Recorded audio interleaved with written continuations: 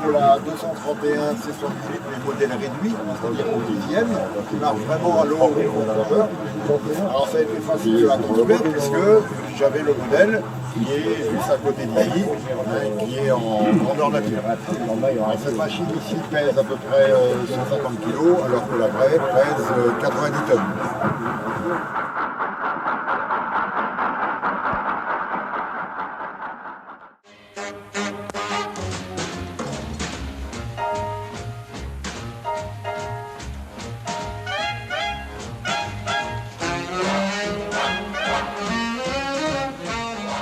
Bonjour, cette voiture a été construite en 1931 par l'OCEM, pour la Compagnie Générale Transatlantique. Donc pour effectuer les trains entre Paris-Saint-Lazare, Cherbourg-Le Havre, afin que les passagers embarquent sur le paquebot France ou Liberté, totalement en première classe, a roulé de 1931 vers les années 40, avant d'être modifié en voiture pour entrer dans le parc infra de la SNCF, afin de devenir une voiture d'inspection, une voiture de contrôle de l'infra. Ici, c'était la voiture vraiment de bureau. Il y avait le bureau et il y avait la salle de réunion. Ici, on prenait des décisions, on signait les procès-verbaux, comme les procès-verbaux qui ont été signés en 1964 entre Le Mans et Rennes. Par la suite, la voiture a une longue carrière, toujours au service de l'infra, et elle a fini sa carrière dans les années 2000, avec les trains très très longs. Donc on mettait des 16 500 à chaque bout avec un long train de marchandises et la voiture était incorporée. À la fin de cette carrière, en 2006, le CNCF s'est porté acquéreur. Du part du fait historique de cette voiture qui a participé au développement du TGV sur ligne TGV. Elle a parcouru bon nombre de lignes en France, mais aussi par son attrait historique avec le tournage du film L'Héritier en 1975 avec Jean-Paul Belmondo, Jean Rochefort et Anna Karina. Produit par Philippe Labro. Ce film de l'époque retrace en fait l'histoire d'un riche héritier de la métallurgie. C'est pour ça qu'on s'est permis d'aller demander à Philippe Labro et Jean-Paul Belmondo de signer et d'être nos parrains de cette voiture. Ils ont accepté. On a des courriers officiels. Nous allons restaurer cette voiture-là pour, dans un proche avenir, la faire incorporer sur des rames historiques de façon à rouler un peu partout en France et aussi de garder ce patrimoine ferroviaire.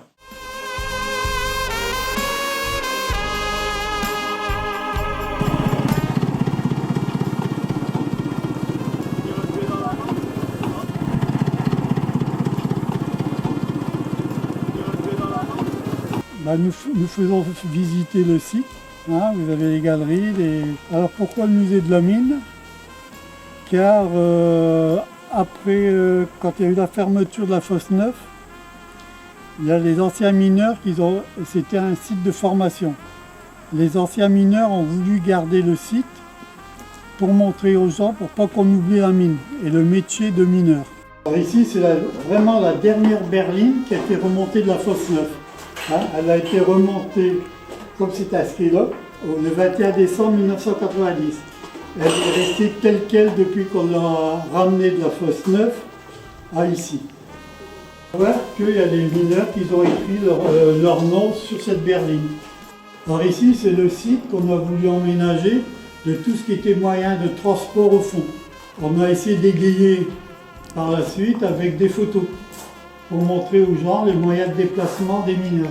Alors là, vous avez sur pourvoyeur à bande, vous avez sur les accessoires là qu'on voit, des trottinettes.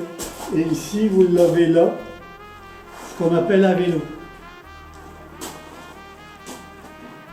Alors comme vous pouvez le constater, là, il y a eu des panneaux de fait, surtout pour les trolleys, pour les lignes électrifiées, pour pas que les gens qui pouvaient transporter soit un pic, une pelle, pour pas qu'ils touchent le fil électrique du trolley. Ils ont fait faire des panneaux. Alors, il y a eu des panneaux de fait en allemand, en italien, et dernièrement, comme vous voyez, il y a des inscriptions en arabe. Parce que les Arabes, comme les Allemands, les Italiens, ne comprenaient pas tous le français, ils ne savaient pas le lire. Alors ce que vous voyez là à ma droite, à ma gauche, c'est tous les tracteurs qu'on avait au fond qui servaient à tirer les berlines. On avait en diesel et sur le côté là, en électrique. Alors les électriques, on les voyait seulement dans les grandes bouées. Pourquoi dans les grandes boîtes? Parce qu'on était sûr de ne pas trouver de gaz. Et comme il y avait de l'électricité, que ça faisait des étincelles, il y avait danger. Alors là, on a essayé de faire un petit emplacement, ce qu'on appelle la salle des pendus. Pourquoi on appelle ça la salle des pendus? Parce que l'ouvrier, quand il arrivait, il descendait à la chaîne, ses habits. Je descends.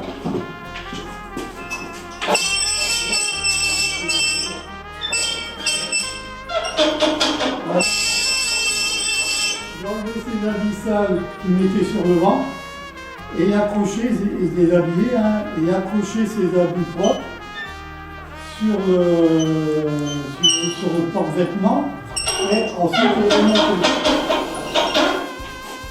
Voilà, qui s'habillait. Alors pourquoi ce système? Ça permettait quand le mineur est remonté, puis souvent les habits ils étaient mouillés, que les habits sèchent parce qu'ils étaient mis en hauteur. Comparativement aux plaquettes, qui eux n'étaient pas aérés.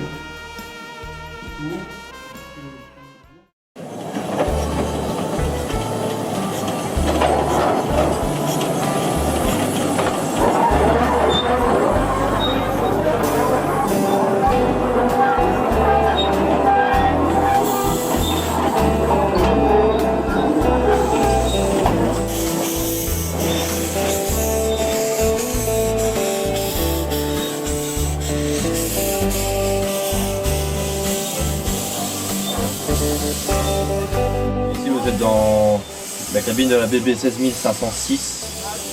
Elle a commencé sa carrière dans le Nord en 1958, terminée en 2005.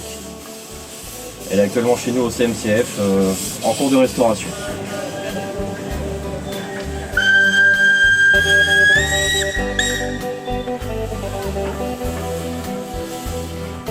Allez-y.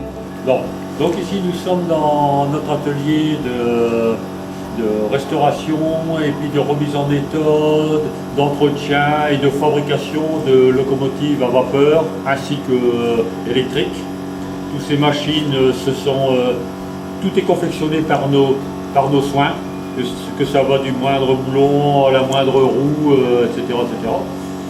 Nous sommes ici dans l'association à peu près une centaine et à peu près un tiers fabrique des locomotives de cette taille-là. Ce sont des machines qui peuvent tirer en général entre 5 et puis 50 personnes selon la puissance des machines.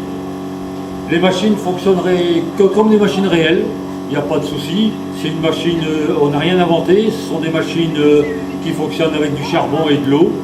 Et les machines électriques seront des machines avec des batteries, type batterie de voiture, tout ça. Voilà. Donc on essaye d'appliquer énormément de jeunes parce que là on a tendance à perdre un peu tous nos anciens. Et là donc on essaie de faire un peu de transmettre un peu notre savoir à des petits jeunes qui maintenant commencent avec nous à faire de l'usinage, à faire des rénovations et puis un tas de choses de ce genre. Ça c'est une petite machine qui est en train d'être complètement remise en œuvre. Une électrique? Oui, donc ça c'est une machine électrique qui fonctionne avec 2 batteries. Ça tire à peu près une dizaine de personnes. Bon, nous possédons des fraiseuses, tours en métaux, tout l'outillage nécessaire. Ce sont toutes des machines qui sont des machines-outils qui sont déclassées.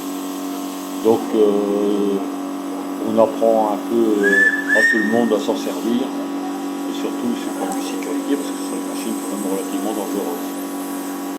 Ici ce sont toutes des machines terminées, prêtes à partir. Et c'est ici qu'on les garde, qu'on les met en stationnement. Ici vous avez une machine à vapeur. 750 kg.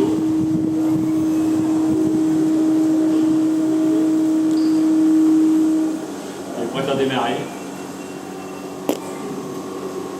Ça tire à peu près 50 personnes. Ça fait 40 chevaux.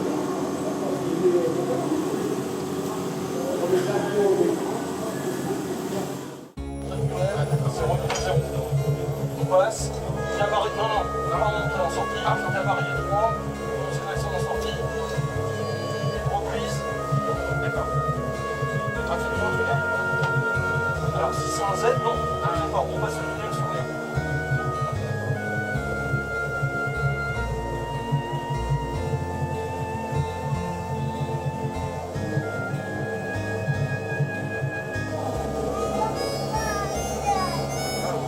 On surveille, la prochaine gare est à 183 800.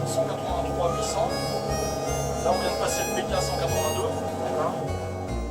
Donc là, on a un réseau digital qui va être ici piloté par l'ordinateur. Sous le réseau, on a installé des modules qui permettent à l'ordinateur justement de savoir où se trouve chaque train et donc de pouvoir piloter chacun des trains et s'assurer qu'il n'y ait aucune collision. On peut aussi commander tous les accessoires comme les éoliennes, les éclairages, les passages à niveau. Donc voilà, tout contrôlé depuis l'ordinateur et simplifier grandement le câblage électrique aussi. Entièrement automatisé, les trains ils vont tout seuls si on peut appeler ça comme ça.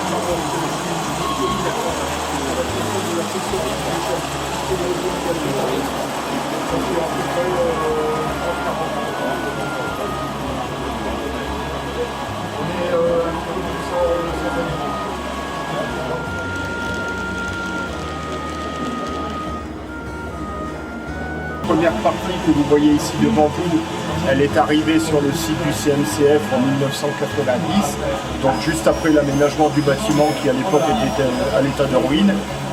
Et par la suite, les copains, les membres de l'époque ont rajouté l'agrandissement là-bas avec la fabrication du nouveau pupitre. Voilà. Donc depuis ce temps-là, depuis 1993, le réseau est en constante, en perpétuelle évolution.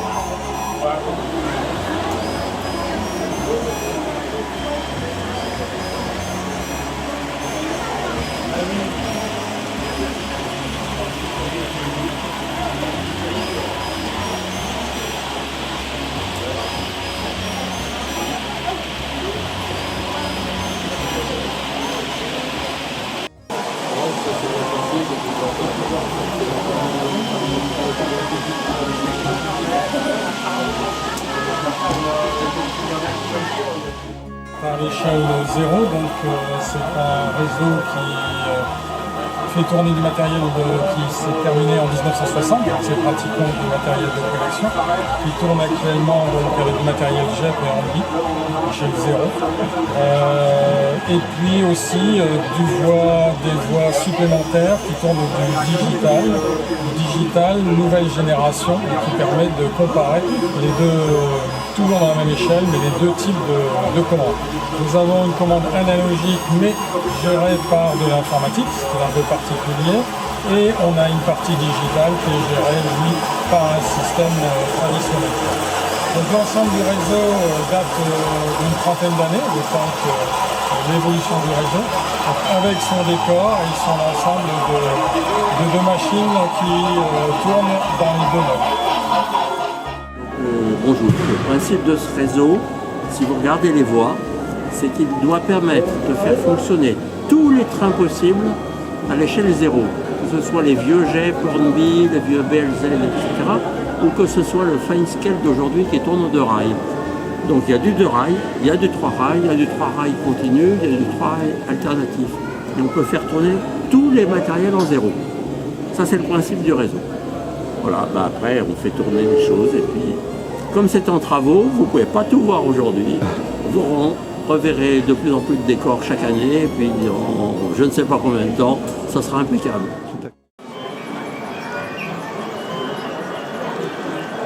Alors voilà, ce wagon, c'est tout métal, la toiture est en plastique Elle va être changée d'ailleurs, ce sera du bois.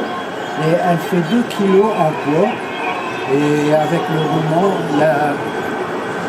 tout est prêt à fonctionner. Et il y a l'éclairage qui a été rajouté à l'intérieur. Les panneaux ont été achetés en Angleterre. C'est un peu comme un kit, mais pas tout à fait, puisque j'ai dû fabriquer certaines pièces. Ici, je m'occupe de toute la partie électronique et tout ce qui est animation du réseau. Et je fais surtout l'entretien de manière à pouvoir les maintenir en état et de pouvoir faire des visites à l'improviste n'importe quand. On appuie sur un bouton, c'est démarré, ça fonctionne.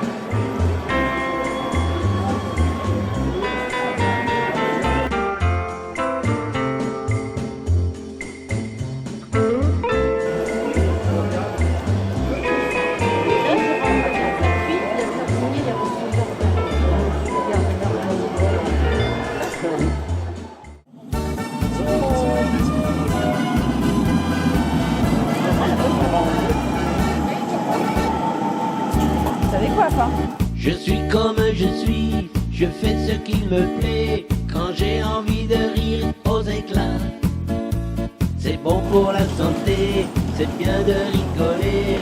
Prenons le train pour s'amuser. Tout ça m'est bien égal, c'est bon pour le moral. Alors fais comme moi. On lève les bras et l'on n'attend pas. On prend le train et l'on s'en va. Tchou tchou tchou, le train a démarré. Tchou tchou tchou, change tes idées. Tchou tchou tchou, viens voyager. Tchou tchou tchou, on veut continuer. Tchou tchou tchou, le train n'arrête pas. Tchou tchou tchou, c'est comme ça.